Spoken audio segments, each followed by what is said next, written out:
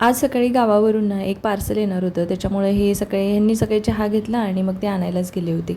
आता रात्रीचं थोडं जेवण बाकी होतं, त्याच्यामुळे आता सकाळी मी थोडीशी निवांतच होते. सो म्हटलं चला छोटी मोठी कामंही करून घेऊयात. ह्या बघा पेन पेन्सिल्स पोरं विसरून जात होती आणि मग मी हे असे कलेक्ट करून ठेवते. आता म्हटलं एवढा छान पॉट आहे तर ह्यात वेगळं काहीतरी करूया म्हणून मस्त छोटं मनी प्लांट लावून घेतलं आणि लागल्याच हाताने सगळ्या झाडांना पाणी घालून घेतलं. आणि तुळशीची रोपं बघा ना किती छान आलेत. तोपर्यंत म्हणजे आमचं पार्सल आलं. गावाकडची भेट हो. आता आजी आजोबांनी आपल्यासाठी काय काय पाठवलं आहे हे बघायला तर आम्ही खूप एक्सायटेड होतो. मम्मी पप्पांनी तांदूळ पाठवले होते, त्याच्यासोबत चिरमुरे, शेंगदाणे आणि पिल्लूसाठी ही मस्त अशी पाटी पेन्सिल पाठवली होती. पाटी पेन्सिल बघून मी तर खूप खुश झाले होते आणि भावात पण खूप खुश होता, कारण त्याला वेगळं काहीतरी बघायला मिळत होतं. मग काय वेळ न घालवता आम्ही पाटीवर लिहायला सुरुवात केली. याआधी तो पेननी वहीवर वगैरे लिहित होता, पण खऱ्या अर्थाने आत्ता श्री गणेशा झाला बरं का. पाटीवर लिहिण्याची मजाच वेगळी असते हो.